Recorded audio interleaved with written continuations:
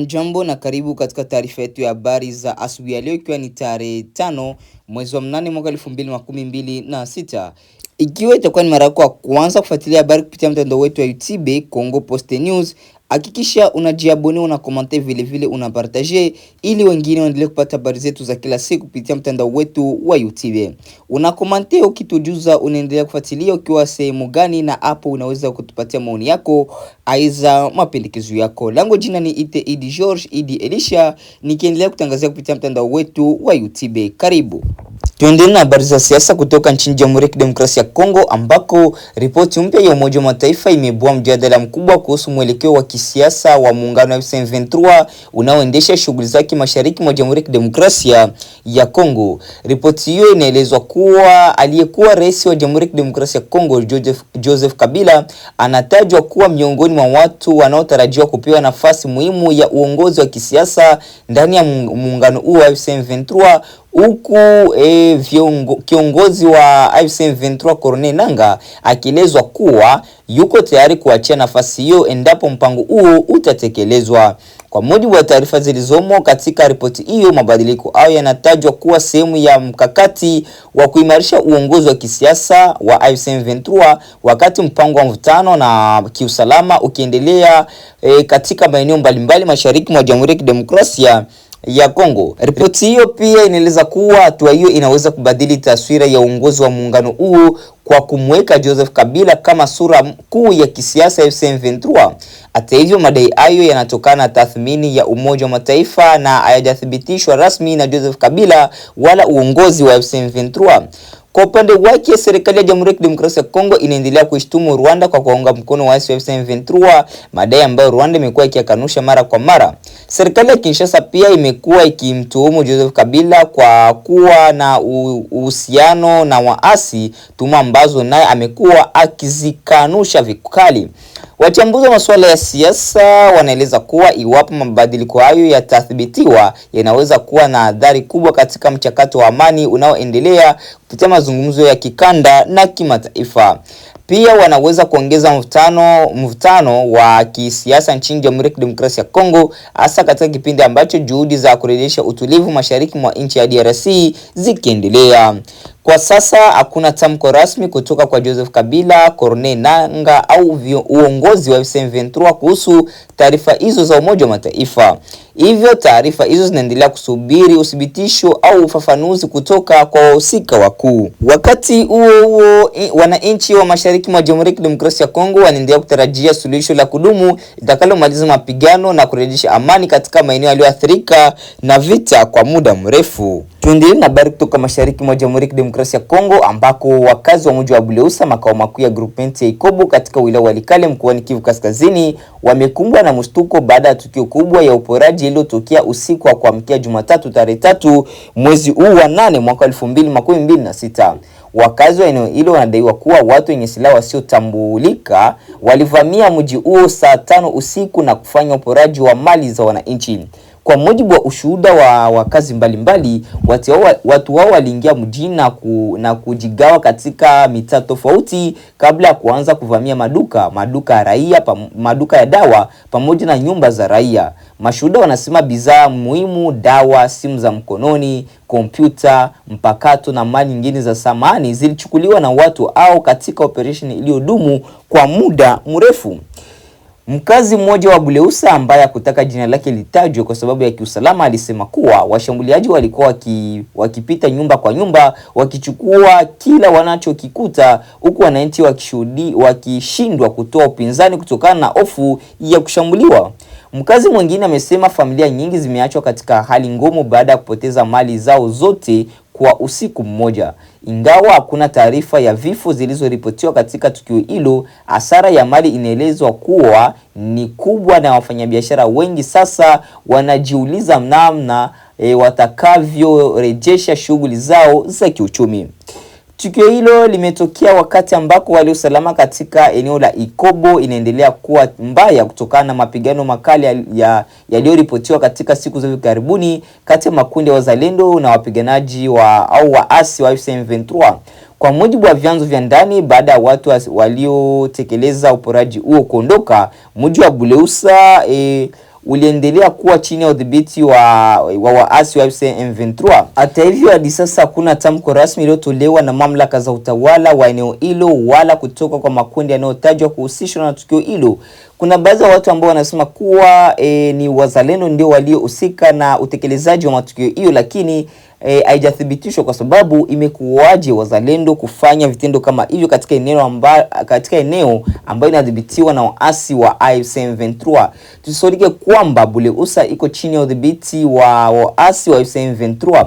Wananchi wa Buleusa wanaendelea kutoa wito kwa serikali na vyombo vya ulinzi kuimarisha usalama ili kulinda raia na mali zao, huku wakisisitiza umuhimu wa kurejesha amani katika maeneo yanayoendelea kukumbwa na vita kwa muda mrefu. Tuendelee na habari kutoka mashariki mwa Jamhuri ya Kidemokrasia ya Kongo, ambako hali ya usalama inazidi kuwa ya wasiwasi katika wilaya ya Jugu mkoani Ituri mashariki mwa DRC baada ya kuzuka kwa mapigano makali kati ya jeshi la FARDC na wanamgambo wa kundi la Convention pour la Révolution Populaire maarufu kama CRP. Kwa mujibu wa vyanzo vya usalama, mapigano hayo yalitokea Jumatatu tarehe 3 mwezi wa 8 mwaka 2026 majira ya mchana katika vilima vinavyozunguka kijiji cha Ro. Taarifa za awali zinaeleza kuwa wanamgambo watatu wa CRP waliuawa, wawili wa kujeruhiwa vibaya, huku hofu kubwa ikitanda katika kambi ya watu waliokimbia makazi yao katika eneo ya Ro. Inaelezwa kuwa wanamgambo hao walitokea maeneo ya Ro na Mbujona na kushambulia ngome ya jeshi la FARDC kwa kutumia makombora ya aina ya mortier ya kalibu 30 au mortier calibre 60. Vyanzo vya usalama vinaeleza kuwa washambuliaji walituhumu jeshi kwa nyanyasa wakulima waliokuwa wakitoka katika kambi ya wakimbizi yaliyopo karibu na eneo hilo. Baada ya shambulio hilo, jeshi la FARDC lilijibu kwa kutumia silaha nzito, jambo lililosababisha mapigano makali yaliyodumu kwa zaidi ya masaa 3. Mlipuko na mashambulizi ya risasi yaliwalazimu wananchi wengi kukimbia makazi yao kwa hofu ya usalama wao na kusitisha shughuli zao zote. Tukio hili linaashiria kuvunjika kwa makubaliano ya kusitisha vita yaliyotangazwa na kundi la CRP tarehe 14 mwezi wa 5 mwaka 2026. Hii ndiyo mara ya kwanza kuripotiwa mapigano ya moja kwa moja kati ya FARDC na kundi hilo tangu tangazo hilo la kusitisha uhasama iliyotolewa kwa madai ya kuunga mkono mchakato wa amani. Wakati huo mashirika ya kutetea haki za kibinadamu yanaeleza kuwa hali ya usalama katika eneo la Jugu inaendelea kuzorota.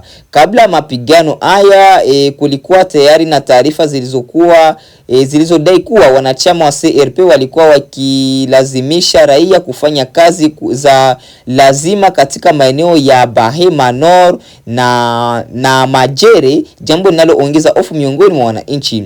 Kutokana na hali hiyo, viongozi wa kijamii pamoja na watetezi za haki za kibinadamu wamezitaka mamlaka za kijeshi kuimarisha ulinzi katika maeneo yenye raia wengi, hasa karibu na kambi za watu waliokimbia makazi yao, ili kuzuia mashambulizi mengine na kulinda maisha ya wananchi.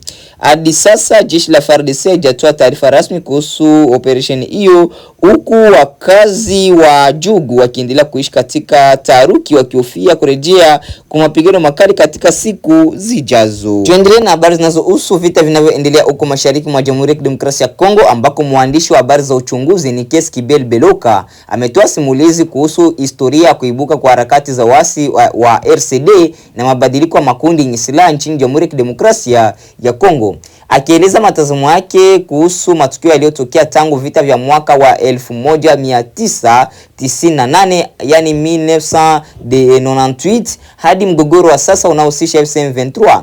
Katika mahojiano yaliyosambazwa kupitia mtandao wa YouTube, mwandishi huyo amesema amekuwa shahidi wa matukio mengi tangu kuanzishwa kwa RCD, Rassemblement Congolais pour la Démocratie, kundi la waasi lililoibuka wakati wa vita ya pili ya Kongo.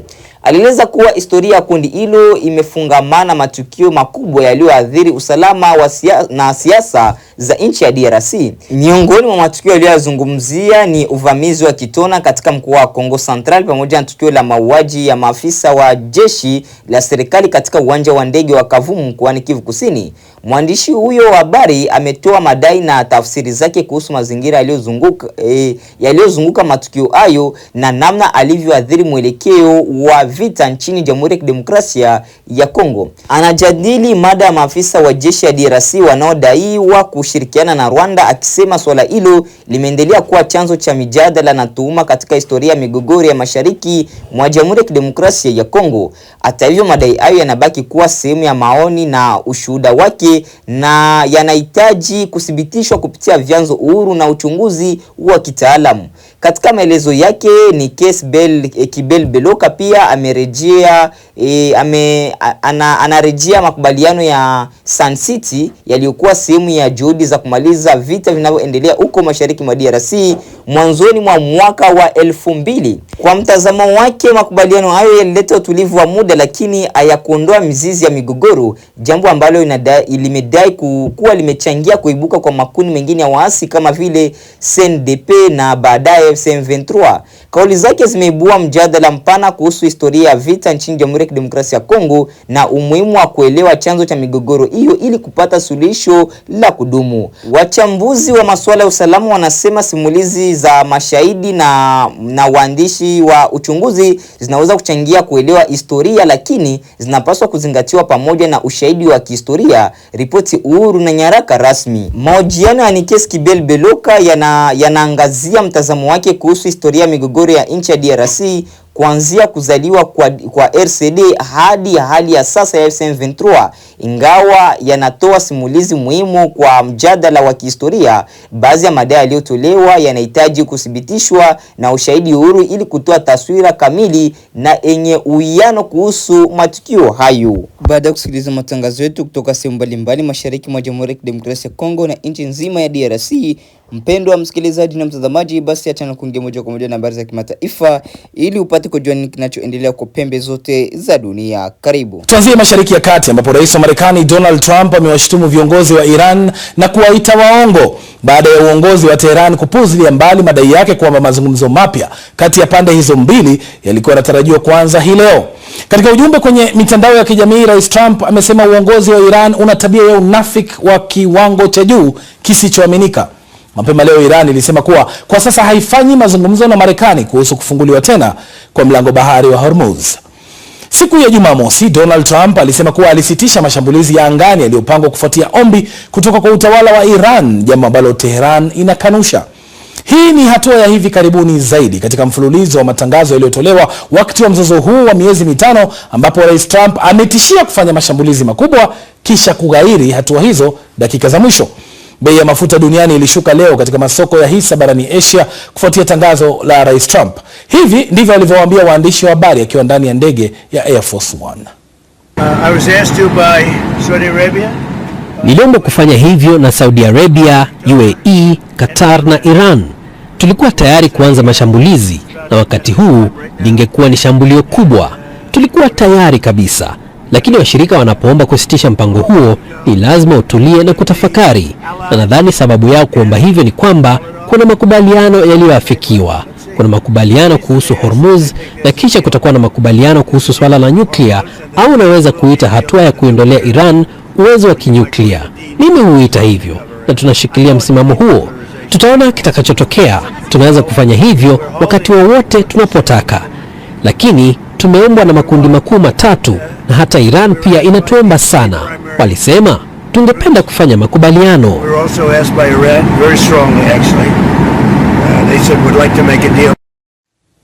Wakati huo Iran imesema kuwa iko katika mkondo wa kukamilisha mchakato wa makubaliano kuhusu jinsi Omani itakavyosimamia usafiri wa meli katika mlango bahari wa Hormuz.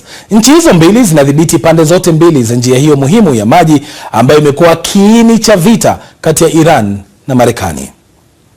Sasa tusalie Mashariki ya Kati. Wafanyikazi wa huduma za dharura na uokoaji nchini Lebanon wamelipa gharama kubwa wakati wa vita kati ya Israel na Hezbollah. Zaidi ya watu 130 wameuawa katika mashambulizi ya Israel tangu mgogoro wa hivi karibuni zaidi ulipozuka mwezi Machi, kulingana na takwimu kutoka Wizara ya Afya ya Lebanon. Msimu huu wa joto unatimiza miaka 20 tangu pande hizo mbili zilipopigana katika vita vingine vya kikatili. Mwandishi wa BBC Arabic Karin Torbey amekutana na mfanyikazi mmoja wa ulinzi wa raia aliyefanya kazi kwenye mstari wa mbele wa mgogoro huo na kusalia na makovu ya athari ya vita vyote viwili. Taarifa yake inawasilishwa na Leila Mohamed. Kati ya mwaka 2006 na 2026 ni miaka 20 ambapo vita vitatu vilivyoleta maafa makubwa kati ya Hezbollah na Israel na majanga na hofu zinazojirudia. Mnamo tarehe 12 Julai mwaka 2006, vita vilianza nchini Lebanon baada ya Hezbollah kuua na kumkamata wanajeshi wa Israel kwa lengo la kubadilishana na wafungwa wa Lebanon na Kiarabu walioshikiliwa na Israeli. Wakati huo Ali Safi al-Din alikuwa na umri wa miaka 19 akijitolea kusaidia katika idara ya ulinzi wa raia mjini Taya ambapo raia walikuwa wamekimbilia kukwepa vita. Miongoni mwao alikuwa mke wake na binti yake Lynn. Katika siku ya 4 ya vita hivyo, jeshi la Israeli lilishambulia kwa mabomu jengo lililokuwa na kituo cha ulinzi wa raia mjini. Ilisema wakati huo kuwa lilikuwa likilenga kituo cha Hezbollah mjini humo. Ali anasisitiza kuwa jengo hilo lilikuwa na wafanyakazi wa ulinzi wa raia na raia pekee. Nilimkuta binti yangu akiwa mikononi mwa mama yake. Kifaa cha bomu kilimpa mke wangu jeraha la mkononi. Ulionekana kama vile umekatika. Kipande kingine cha bomu kilimpiga binti yangu shingoni. Wote wawili walikuwa wameungua. Nilimbeba binti yangu. Bado alikuwa anapumua. Alikuwa amepata majeraha makubwa sana. Lynn hakunusurika. Angekuwa na umri wa miaka 21 sasa. Miaka 20 baadaye, Ali amepata msiba mwingine wenye maumivu makubwa katika vita vingine kati ya Hezbollah na Israel. Yote yalianza mnamo mwaka 2023 wakati Hezbollah ikionyesha kuunga mkono Gaza. Kusitishwa kwa mapigano kulifikiwa mnamo mwaka 2024, lakini Israel iliendelea kushambulia nchini Lebanon. Kisha mnamo Machi mwaka 2026, Hezbollah ilirusha roketi kuelekea kaskazini mwa Israel kama jibu la mashambulizi ya Israel na kulipiza kisasi cha kuuawa kwa kiongozi mkuu wa Iran. Kufikia wakati huu, Ali alikuwa amepanda ngazi na kuwa mkurugenzi wa kituo cha ulinzi wa raia mjini Taya. Mwishoni mwa mwezi Aprili, aliondoka kwenda kwenye uokoaji pamoja na wafanyakazi wengine wa dharura wa timu yake kufuatia shambulio la Israel kusini mwa nchi. Walimtoa mwathirika wa kwanza, kisha shambulio jingine la Israel likapiga eneo hilo na kuua wafanyakazi watatu wa dharura waliokuwa na Ali. Tulifanikiwa kumtoa mtu aliyejeruhiwa. Tulipokuwa tukimbeba, Hadi na Hassan waliniambia, "Nenda ukalete gari la wagonjwa hapa karibu."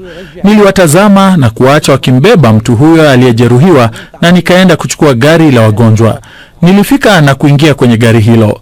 Nilitazama nyuma kupitia kioo cha gari. Mara ghafla niliona giza tupu na weusi. Kombora lilishuka na kupiga katikati ya kitanda cha kubebea wagonjwa. Ikawa ndiyo hivyo. Kila kitu kiliishia hapo.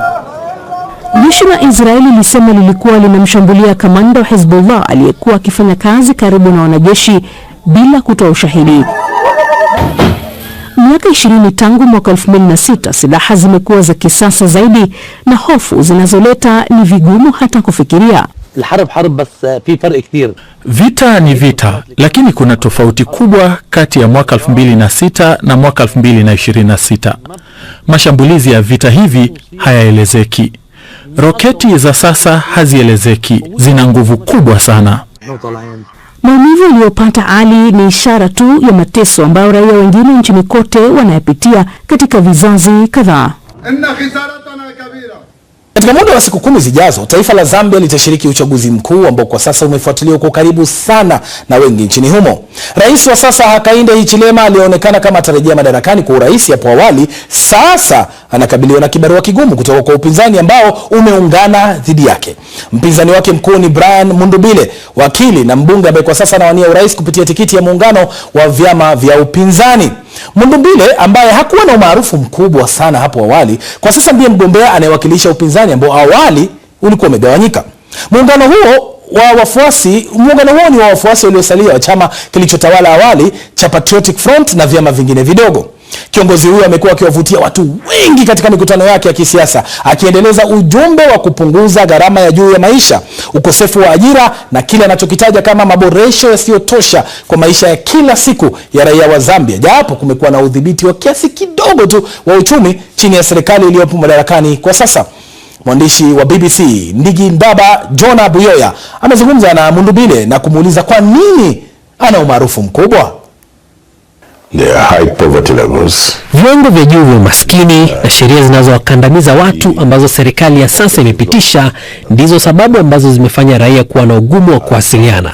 Kwa hivyo ujumbe tunaopata ni kwamba watu wanahisi kwamba tunawapa uhuru, wanauita uhuru wa pili wa taifa. Hapo mwanzoni tulidhani kwamba tunakabiliana na hali ya umaskini peke yake, lakini sasa inaonekana kwamba sheria zinazokandamiza watu zina athari kubwa kwa uhuru wa watu na haki za raia. the rights of citizens generally.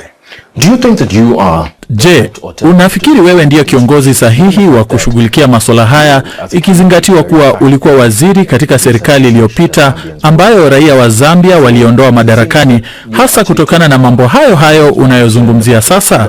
Raia wa Zambia walikuwa na wasiwasi kuhusu uhuru nchini kutokana na taasisi za umma kuingiliwa na wanachama wa chama chako waliokuwa na tabia za vurugu. Pia walilalamikia gharama za maisha, mfumuko wa bei ulikuwa juu sana wakati wa utawala wenu. Hivyo basi, kwa nini unasema wewe ni mbadala mwafaka? Are you an alternative? Well, first of all, Naam, kwanza tofauti nilionayo mimi kama Brian Mundubile ni kuwa ninaipenda Zambia na ninawapenda raia wa Zambia. Ukitazama manifesto ya chama chetu inaangazia raia na pia wanawake na vijana, tunawatoa pembeni na kuwafanya kuwa kipaumbele cha sera yetu ya mabadiliko ya kiuchumi, na tunawafanya vijana wawe wasimamizi wa mabadiliko ya kiuchumi. of that economic transformation. Surely this... Hakika, mapenzi haya ulionayo kwa nchi hayawezi kutosha kushughulikia matatizo ya Zambia. Matatizo ambayo haukuyashughulikia ulipopewa fursa ya kuhudumu. to serve. If you look at Ukiangalia jinsi tulivyoendesha shughuli zetu wakati tulipokuwa serikalini, kwanza tulikuwa na msimamo wazi kuhusu yale tuliyotaka kuwafanyia wananchi maskini. Kwa hakika tulitekeleza sera zinazowajali maskini, tukianza kwa kuwekeza katika miundombinu muhimu ya msingi. Ingawa ilionekana kana kwamba tulikuwa tukishughulikia miradi mikubwa, lengo letu hasa ilikuwa kuwasaidia maskini. Hata hivyo, sasa tunahitaji kuwekeza ili kujenga viwanda, na pindi tutakapokuwa na viwanda tutatengeneza ajira. Hiyo ndio njia pekee tutakayoweza kupambana na umaskini. Na ni hapo ndipo tunapohitimisha matangazo yetu ya habari asubuhi ya leo, ikiwa ni tarehe 5 mwezi wa 8 mwaka 2026. Basi mpendwa wa msikilizaji na mtazamaji, tukutane katika taarifa yetu ya habari za mchana, ambapo mtapata kujua nini kinachoendelea kwa mashariki mwa DRC, vile vile pembe zote za dunia. Asante, chao.